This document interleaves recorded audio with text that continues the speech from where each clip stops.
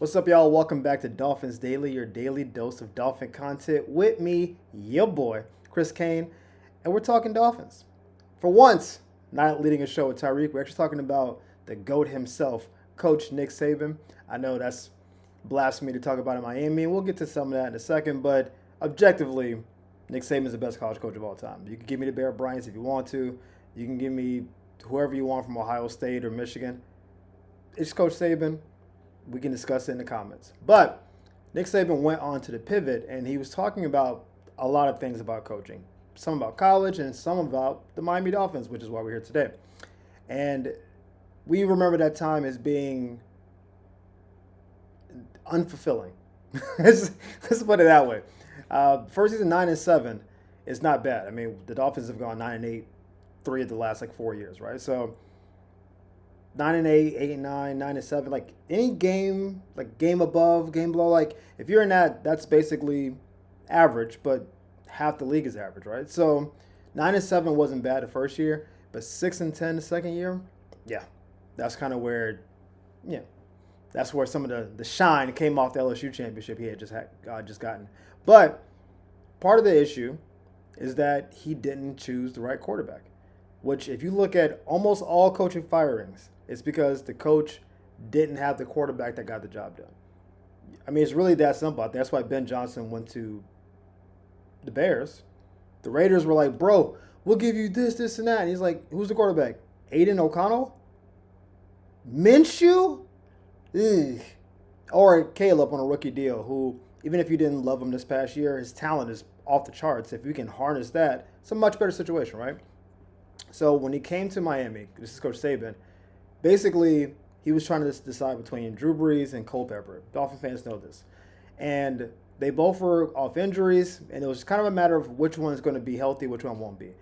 And he talked about this. I didn't hear about this part of the story until right now, that he flew to the surgeon for Drew Brees. This is Dr. Andrews, the guy who does everybody's big time surgeries. He flew to him and said, hey, what's up with Drew? And he said, Drew's going to be fine. You should take Drew Brees.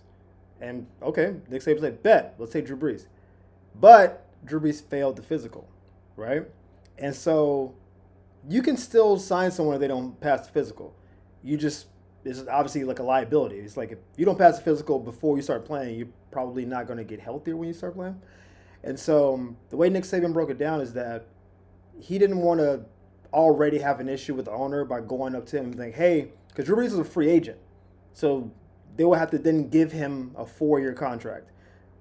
4 years, $80 million, $100 million. And he's like, hey, you don't want to go upstairs to your boss first year on the job. Hey, I know this guy didn't pass his physical. Showed him might be a little gimpy. Let's give him the most money on the team. Right?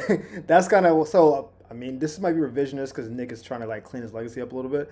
But he said, I wanted Drew. But I couldn't go to the owner and say, spend money on a guy that just got hurt and may never be the same guy he was before.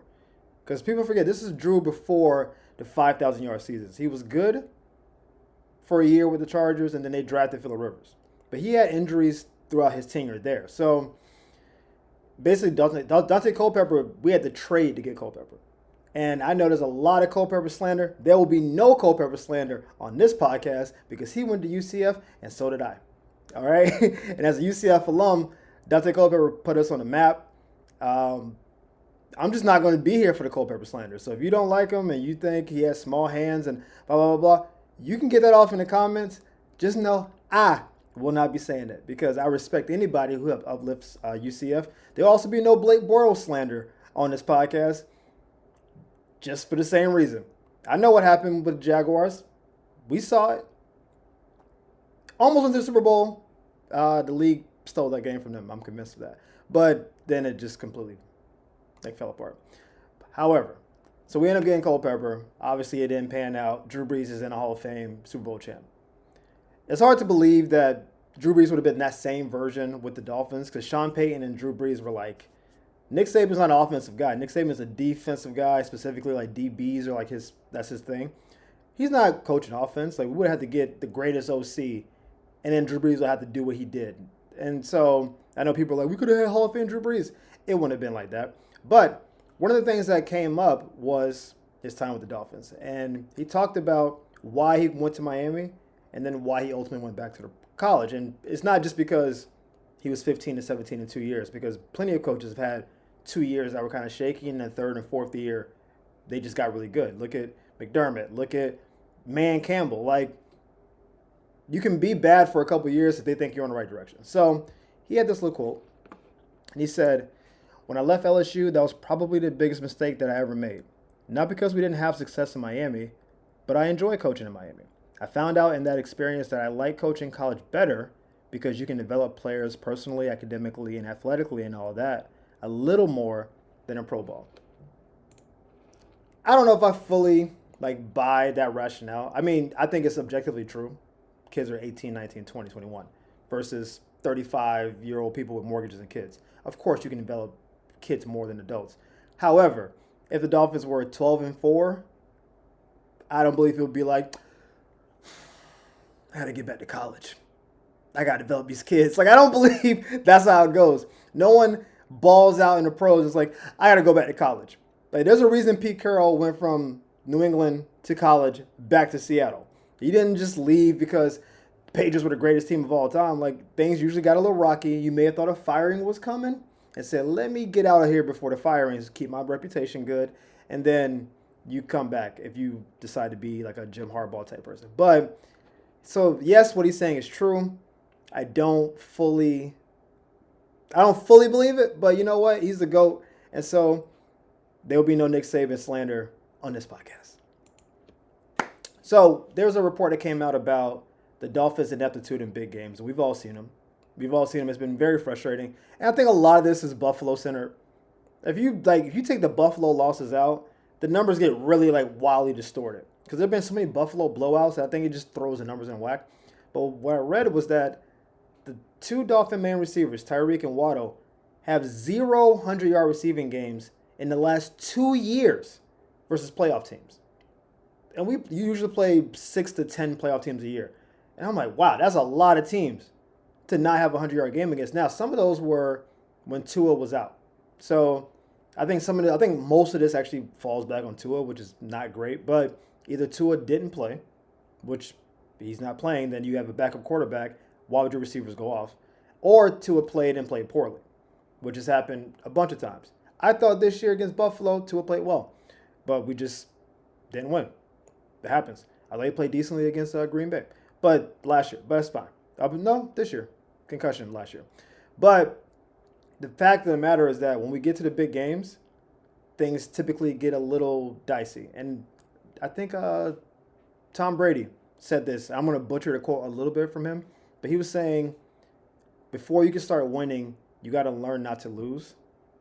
And so maybe I'm saying that a little bit wrong, but he said that was one of Bill Belichick's biggest things. It's basically don't hurt yourself. Losing teams, find ways to lose. We've talked about the Cowboys, Stephen A. Smith, that's his biggest thing in the world. I think the Ravens are in this category now where everyone knows they're better than they perform, but they just find ways to not perform. Cincinnati this year, are we serious? How did you lose that game? I don't know. We lost to the Patriots. What are we doing? So sometimes learning not to lose is the first step before you know how to win. Like last year when we played Buffalo. Miami played the best game they played for 3 quarters against Buffalo. Had a fourth quarter lead and then allow a punt return touchdown. And as soon as that punt return touchdown happened, they panned to the sideline. You saw guys' faces like, here we go. And I think they were only down 3. It was 17-14. And they knew the division was on the line. They knew if we beat Buffalo this game, we win the division. We get a home playoff game, which is amazing in Miami. Are you serious? And as soon as they got down, you could feel butt cheeks just clam up. Cheeks and faces, and people start looking dejected. And then start pressing. And then I think Tua threw a pick. And it was just like, dude, you had the game. But you allow a punt return touchdown in the critical moments. And then it's just like when you get a penalty on a 3rd and 9, you get holding downfield, automatic first down. You're like, dog, can we just get off the field? That's how teams lose games. You just find ways to throw it away. And so some of that is mental. Some of that is schematic. I think Coach McDaniel has been accused, sometimes rightly, of the game plan not being good for the game. Like I know you want to do all the cute, flippy, triple option pass stuff. It's 40 degrees, dog. Like, can we just go downhill and just? I know your playbook is your playbook. The plays you practice are the plays you practice. But sometimes in big games, you got to go outside the norm. Like there was a game against San Francisco. I want to say 2 years ago, maybe 3 years ago, that it was like 4th and 2 on our side of the field at like the 25-ish yard line. And McDaniel said, we got to go for it. And we got the first down. And I remember like the announcer being like, this is crazy. But it was like, hey, we got to get something going, dog. If we give them the ball, they're going to score again. The game's going to be out of reach. And so I thought that was an idea of like, how do you kind of like make some plays happen? But yeah, the big three haven't been good in big games. And I don't know exactly why. Tyreek's won a championship. So I don't believe that Tyreek doesn't know how to play good in big games. But Waddle won in college a championship. So did Tua. Like they've won in big games before. But on this team, it just hasn't quite gelled yet. So we'll see. The final story is so stupid. And we may have to get into this later because I'm already kind of running my time a little bit. But we did a hypothetical coaches draft. We're already talking about draft coverage now. And I don't even care about who we're going to draft player-wise because there's so many transactions that's going to happen between now and then. But what I'm going to do is preview this today, and then I'll get into it deeper tomorrow. Let's put a little something on the line. If we were drafting coaches, every coach is available. Money's not an issue.